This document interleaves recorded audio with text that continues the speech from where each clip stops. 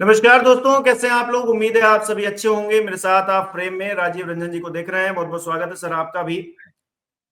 Sir, Indonesia में भारतीय दूतावास के सैन्य अफसर हैं कैप्टन शिव कुमार। वो जो दावा कर रहे हैं वो कहीं ना कहीं प्रधानमंत्री नरेंद्र मोदी के दावों को ओवरलैप कर रहे हैं और ये दिखाने की कोशिश कर रहे हैं कि जो कुछ भी हुआ ऑपरेशन सिंदूर के दौरान में, जो दावे पाकिस्तान की तरफ से कुछ किए गए वो तो सही थे ही, और उसमें राजनीतिक हस्तक्षेप करते हुए अपनी ही सेना के हाथ बांधने का काम प्रधानमंत्री नरेंद्र मोदी ने किया। ये कहां तक सही माना जाए? वो दावा नहीं कर रहे, वो तो सत्य बता रहे हैं हिमांशु जी। वो सत्य पे बात कर रहे हैं। यही बात जो है पहले हमारे चीफ ऑफ डिफेंस स्टाफ ने भी सिंगापुर में हम्म। कही थी कि हमसे कुछ हम्म। गलतियां हुई शुरुआत में। हमने उन गलतियों को सुधारा, उससे हम्म। उन गलतियों से कुछ सीख ली और उसके बाद हम्म। हमने अटैक किया। और उसके बाद में हमने देखा कि पाकिस्तान कैसे घुटनों के बल आ गया और सीज फायर की डिमांड की। ये हमारे हम्म। सीडीएस ने कहा था। यही चीज जो हम्म। है ये कैप्टन साहब भी कह रहे हैं। तो सेना देखिए झूठ बोलती नहीं है। पॉलिटिशियन बोल सकते हैं।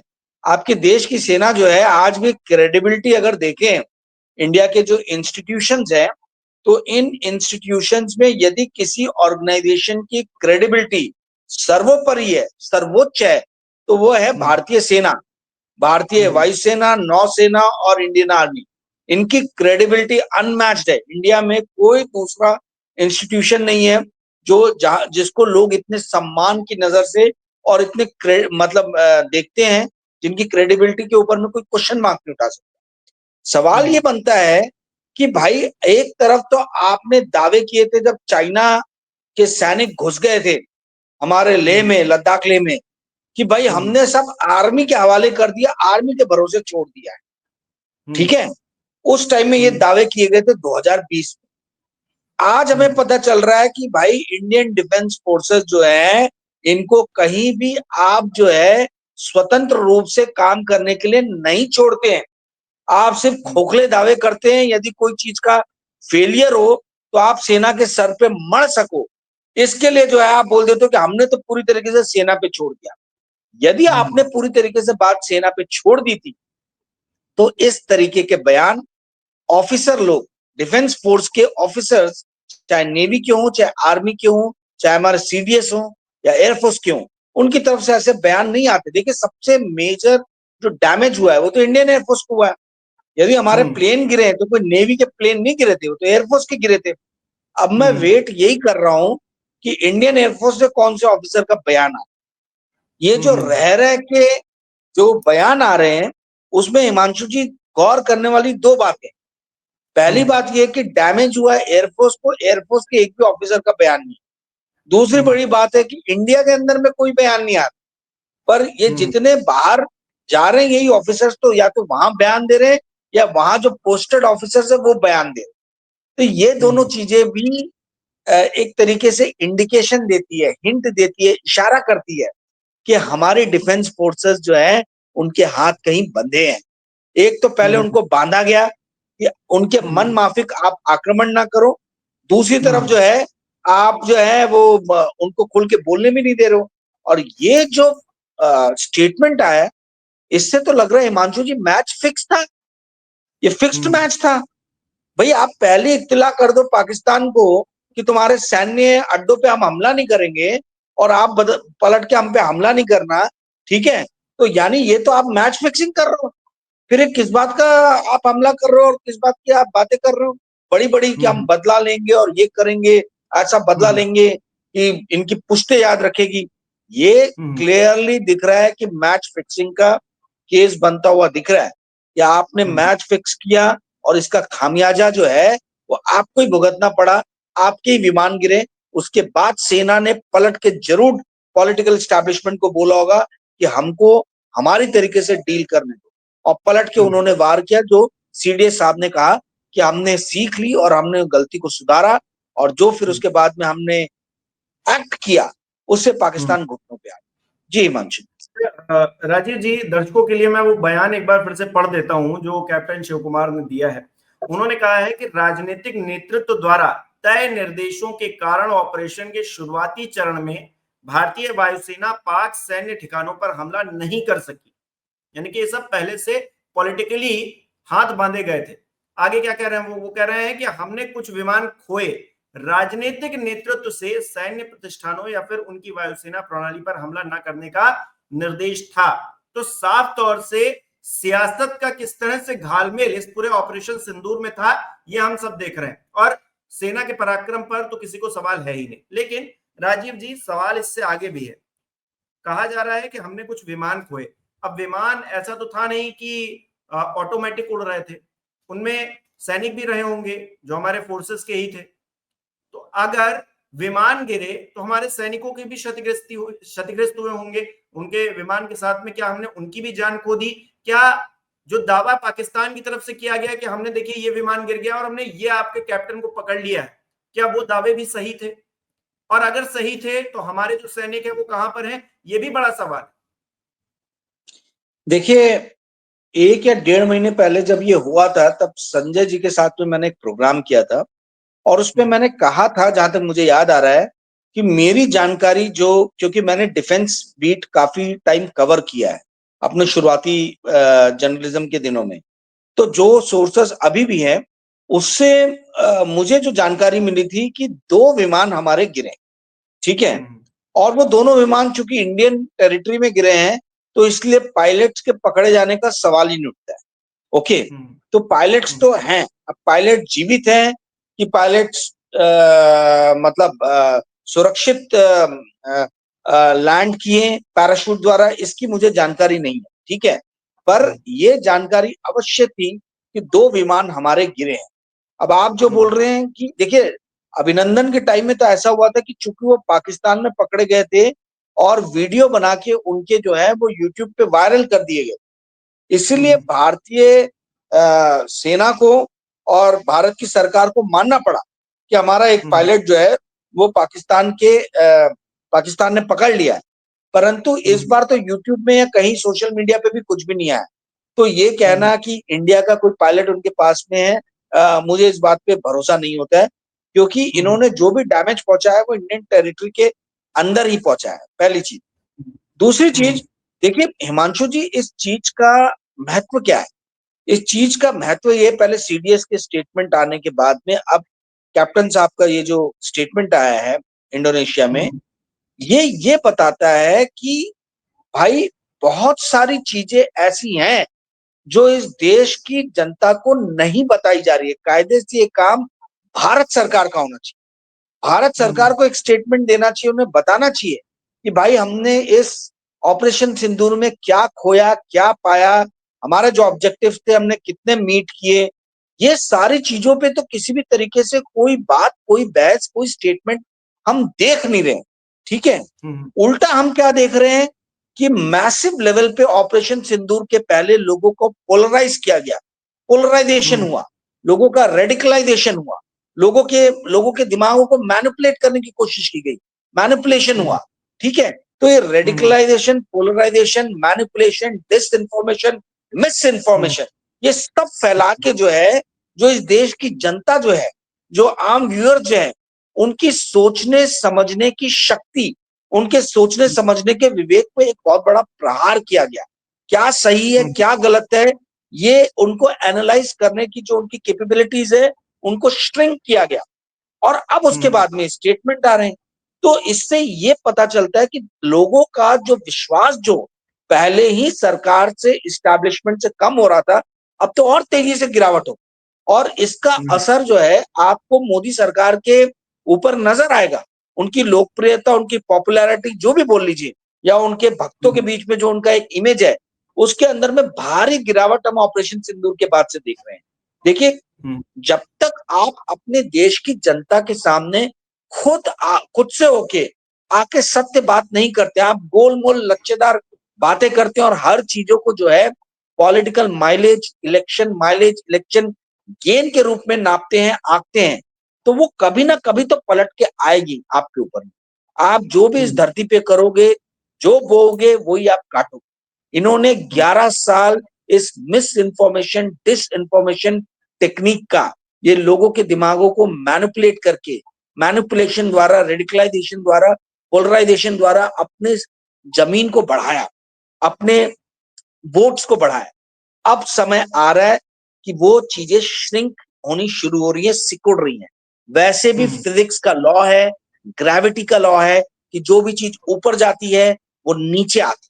तो ये जो ऊपर गए ये लोग तमाम तरीके की गलत टेक्निक्स यूज करके, अब वही टेक्निक्स इनके ऊपर भारी पड़, और वही टेक्निक से अब ये नीचे आ रहे। युद्ध का सहारा लेके, छदम युद्ध, युद्ध भी नहीं कहेंगे, छदम युद्ध, ये जो मृग मरीचिका इन्होंने रची थी कि हम पाकिस्तान को नाको चने चबा रहे हैं, यही मृग मरीचिका 2019 के इलेक्शन के पहले इन्होंने रची और उसका इनको भरपूर फायदा हुआ। अब पलट के जो है उल्टा इनके ऊपर आ रहा है। जो इनका ग्राफ था वो ग्राफ बहुत तेजी से नीचे गिरा। जी हिमांशु। राजीव जी, पहलगाम में हमने अपने 26 लोग खोए जो बेकसूर थे, उनका कोई कसूर नहीं था, वो घूमने टहलने गए थे। कुछ लोग अपनी नई जिंदगी की शुरुआत कर रहे थे, वो भी हमारे बीच नहीं है। उनके परिजन जिंदगी भर ये दर्द नहीं भूल पाएंगे। हमने ऑपरेशन सिंदूर लॉन्च किया, इतना अच्छा नाम रखा, फिर सेना के हाथ बांध दिए कुछ वक्त के लिए। फिर जब खोला तो सेना ने पाकिस्तान को नाको चने भी चबवा दिए, लेकिन फिर सीज फायर भी हो गया रातों रात। अब चीजें जो है मतलब जैसे भुला दिए गई हैं। मतलब उन 26 परिवारों का दर्द, या फिर अभी हाल ही में रिपोर्ट आई कि जो स्केच बनवाए गए थे जम्मू कश्मीर पुलिस की तरफ से, वो भी उनसे मैच ही नहीं कर रहे हैं आतंकवादियों के चेहरे। अब बताइए, तो इस तरह की चीजें जल्दबाजी में की गई, पॉलिटिकल माइलेज के लिए की गई। तो क्या इस देश के अंदर जब सेना, सैनिक या फिर हमारे नागरिकों की ही पूछ नहीं है, तो फिर आम आदमी जो कहीं पर गरीबी से कहीं जूझ रहा है, उसके बारे में सरकार क्या ही सोचेगी, क्या ही उम्मीद की जाए इनसे। और अगर सरकार बदल भी जाती, मान लीजिए सरकार कल को बदल भी जाती, तो ये जो सीख देके जा रहे हैं, वो जो अगला आएगा कुर्सी पर बैठेगा वो भी यही करेगा। Exactly exactly. मेरा डर, मेरा भय यही है, और यही हर इंटरव्यू में आप देखेंगे मैं बार बार इस चीज को हैमर करता हूं, बार बार इस चीज को बोलता हूं कि भाजपा ने पिछले 11 साल में जो मिस गवर्नेंस का जो एक मिसाल कायम किया है, वो मिस गवर्नेंस, देखिए गलत चीजें सीखना बहुत आसान रहता है और बहुत जल्दी आप सीखते हो। सही चीजें सीखने में ही दिक्कत होती है, दिक्कत जाती है। तो जो इस देश ने जो भाषा, प्रांत, है ना, रंग रूप, बोलचाल, खान पान, अलग अलग बोलियां, इसके बेसिस पे जो बटा हुआ था, अलग अलग राज्य रजवाड़ों में बटा हुआ था, हमने 70-75 साल में देखा कि कैसे वो सब एक रूप होके एकता आई। सब लोगों के अंदर में जो है वो एक क्या कहा जाए, सिक्युलर की जो भावना रहती है, धर्म निरपेक्षता की भावना, वो फैली। हम लोग के अंदर में कहीं समाजवाद का पुट है। इसलिए आप देखिए कि क्रोनी कैपिटलिज्म को हम कभी सपोर्ट नहीं करते हैं। तो ये 70 सालों में हमने सीखा, 70 सालों में हमने अपने जो इंस्टीट्यूशंस है, जिन पे हमें नाज है, हमने उनको बिल्ड किया। और ये 11 साल में आके इन्होंने वो जो 60 65 70 साल में हमने सीखा था, वो सारी चीजों को नेस्त नाबूद कर दिया। तो ये जो आपने स्केच का एग्जाम्पल उठाया है, वो सबसे बड़ा जो है आपको एक प्रतीक के रूप में नजर आता है कि कैसे गवर्नेंस के ऊपर में ये गवर्नमेंट जो है वो शून्य ध्यान देती है। और ये आने वाले दिनों में जो दूसरी सरकारें आ रही हैं, आएंगी, जो चुन के आएंगी, ये कहीं उनके लिए मिसाल ना बन जाए। क्योंकि ना तो ये अकाउंटेबिलिटी के उस पे आगे हैं, ना ट्रांसपेरेंसी पे आगे हैं, ना इनको गवर्नेंस करना आता है। इनको सिर्फ विदेश घूमना आता है, बड़े बड़े बंगले में रह रहे, बड़ी बड़ी गाड़ियों में घूम रहे हैं, नए नए हवाई जहाज खरीद रहे हैं, नई नई जगहों पे मतलब जो है तफरी की जा रही है। इन सब चीजों में मन लगता है, गवर्नेंस के नाम पे जो है ये शून्य बटा सन्नाटा है। और डर इसी चीज का है कि आगे आने वाली सरकारें जो है वो कहीं उससे ना ले लें। आप सही बोल रहे हो, मेरा भी भय यही है हिमांशु जी, कि आने वाले दिनों में कहीं इस देश के निचले पायदान पे बैठा हुआ आदमी, जिसके लिए महात्मा गांधी जी ने कहा था कि डेमोक्रेसी और देश और संविधान को उस सबसे आखिरी पायदान पे बैठे हुए व्यक्ति को क्या फायदा होगा, उस सोच के साथ में शासन चलाना चाहिए। मुझे ऐसा लगता है कि ये चीज कहीं गौन ना हो जाए, ये चीज कहीं शून्य ना हो जाए, ये चीज कहीं जो है वो मिसिंग ना हो जाए। यही सबसे बड़ा खतरा है, ये जो 11 साल में इन्होंने जो मिस गवर्नेंस दिया है उसका। जी हिमांशु। राजीव जी, मैं भक्त मंडली जो है, जो हर बात पे इस्तीफा मांगती है, हर बात पे कहती है कि आप तो देशद्रोही हैं, आप देश से चले जाइए, आप पाकिस्तान चले जाइए, आप यहाँ चले जाइए, वो खामोश क्यों है? इतना बड़ा बयान आया और इस पूरे बयान को लेकर एक बार भी मैंने कहीं पर जो प्रो लोग हैं, प्रो गवर्नमेंट लोग हैं, उनका एक बयान नहीं सुना। आप क्या कैप्टन साहब को तो आप देशद्रोही बता नहीं सकते, सीडीएस साहब को तो आप देशद्रोही बता नहीं सकते, तो आप क्या कर रहे हैं? खामोश हो गए। ये खामोशी भी एक तरह की मतलब इस लोकतंत्र के लिए खतरा है, क्योंकि आप जिन मुद्दों पर बोलना चाहिए उन मुद्दों पर अगर आप खामोश रहेंगे, सरकार से सवाल नहीं पूछेंगे, तो सरकार को भी लगेगा इस देश की किसी को क्या पड़ी। बहुत सही, बहुत बढ़िया, बहुत ही बेहतरीन आपका सवाल है। देखिए, पिछले 10-11 साल में हुआ यह है कि देश पूरी तरीके से दो खेमों में बट गया, ठीक है। और दोनों ही खेमे जो हैं उनको अपने अपने नेताओं की बुराइयां नजर नहीं आती, कमजोरियां नजर नहीं आती। ये जितना भाजपा पे लागू होता है उतना ही कांग्रेस के ऊपर भी लागू होता है। दोनों ही खेमों का वही हाल है। और ना केवल देश के लोग बटे हैं बल्कि पत्रकारों का भी वही हाल हो गया। बड़े बड़े पत्रकार जो यूट्यूब पे बहुत बड़े क्रांतिकारी दिखाई देते हैं, वो जब कांग्रेस की बारी आती तो चुप बैठ जाते हैं। और उसमें नुकसान हमारे जैसे पत्रकारों का होता है, जो ना यहाँ है जो ना वहां है, जो सिर्फ पत्रकारिता करना चाहते हैं, जो कांग्रेस के भी नेताओं को आड़े हाथ लेते हैं और भाजपा के भी नेताओं को आड़े हाथ लेते हैं यदि वो कहीं कोई गलती पाते हैं। ये इस चीज के टेकर जो हैं, इस हमारे जैसे न्यूट्रल पत्रकारों को लेने वाले लोग, समझने वाले लोग दिन पे दिन कम होते जा रहे हैं। और प्रॉब्लम यही है कि अपनी अपनी कंस्टिट्यूएंसीज को नर्चर करने के लिए, अपने अपने मास बेस को, जनादेश को सुदृढ़ बनाने के लिए, स्ट्रांग बनाने के लिए जो है ये रेडिकलाइजेशन, पोलराइजेशन और तेजी से बढ़ रहा है। हिमांशु जी, प्रॉब्लम क्या है? प्रॉब्लम समझिए, आज की डेट में जो भी मीडिया है, उस मीडिया के स्तर को इतना नीचे गिरा दिया गया है कि अब किसी भी तरीके की न्यूज आती है, चाहे वो सही क्यों ना हो, उसकी वैधता पे लोग प्रश्न चिन्ह लगा, क्योंकि मीडिया ने अपना इमेज, जो सो कॉल्ड टीवी और मेन स्ट्रीम मीडिया जिसको बोलते हैं टीवी एंड न्यूज़पेपर्स, उन्होंने पिछले 11 साल में ऐसे कदम उठाए हैं, इस तरीके से समाचार को, न्यूज को चलाया है कि उनकी वैधता पे एक बहुत बड़ा प्रश्न चिन्ह लग गया। उस वैधता को फुलफिल करने के लिए यूट्यूब का एक दूसरा मीडिया खड़ा हुआ, जो वैकल्पिक मीडिया जिसको हम बोलते हैं।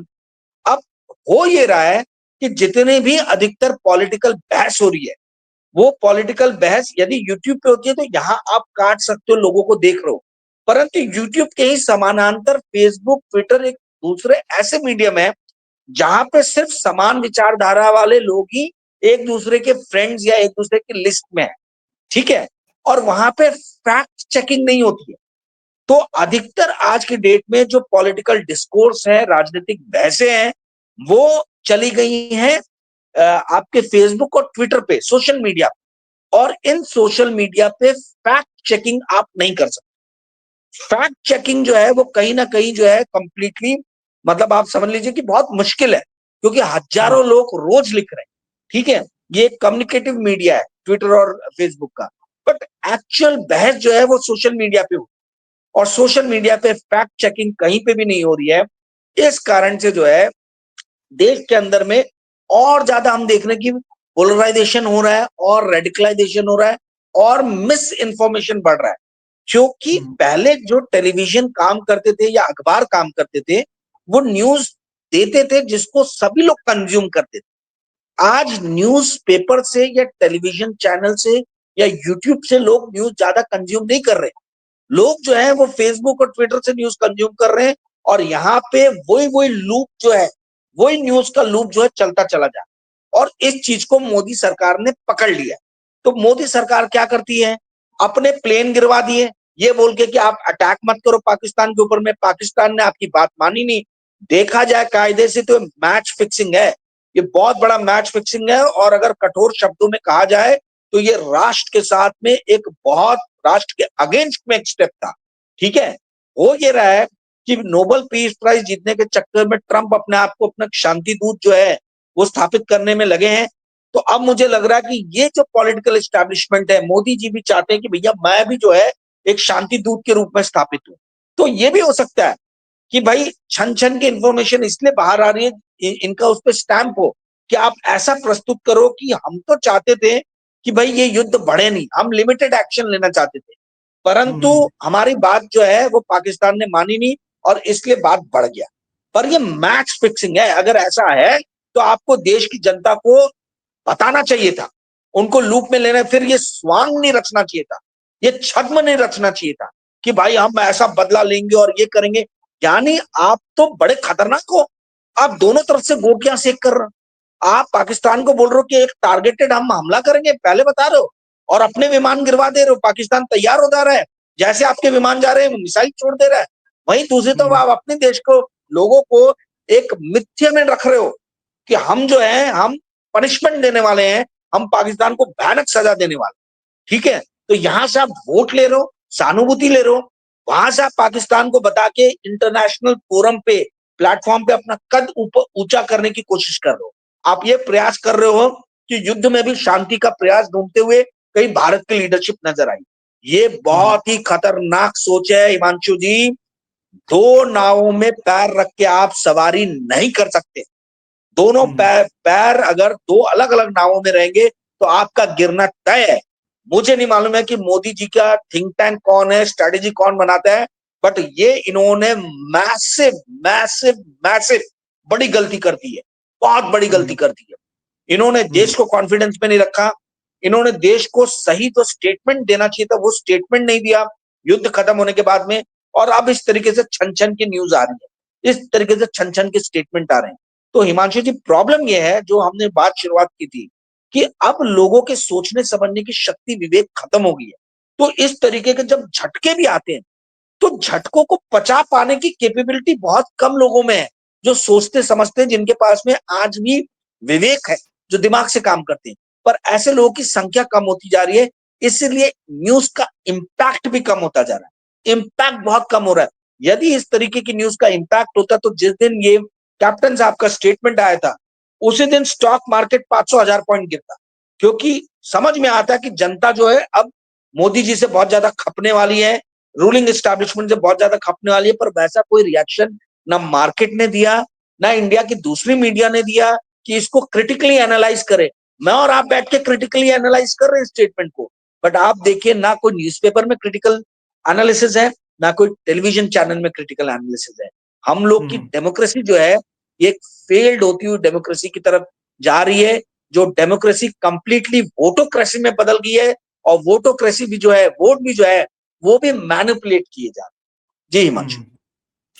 राजीव जी, ये तो आपने बिल्कुल सही कहा कि जिस तरह से राजनीतिक मोड़ आया है भारतीय राजनीति में, कहीं ना कहीं जो गलत चीजें हो रही हैं उन पर चुप्पी साध लो, जो अच्छी चीजें हो रही हैं उन पर क्रेडिट ले लो, बस इतनी ही राजनीति बची है। और अपनी कुर्सी बचाने के लिए जो भी साम दाम दंड भेद की राजनीति करनी है वही करो। और ये जो स्टेटमेंट आया है कैप्टन साहब की तरफ से, या फिर इससे पहले सीडीएस का जो स्टेटमेंट आया था, कोई भी बात, कोई भी एक लफ्ज उसको लेकर नहीं कहा गया, जबकि इतने बड़े बड़े लोग, देश के इतने सम्मानित लोग इस तरह की बात कर रहे हैं, इस तरह के दावे कर रहे हैं, लेकिन ना दावों का खंडन है, ना ही उसको लेकर कोई बात कही गई है। अब दर्शक ही हमें कमेंट करके बताएं कि वो किस तरह से देख रहे हैं। राजीव जी, आपने समय दिया, बहुत बहुत धन्यवाद आपका।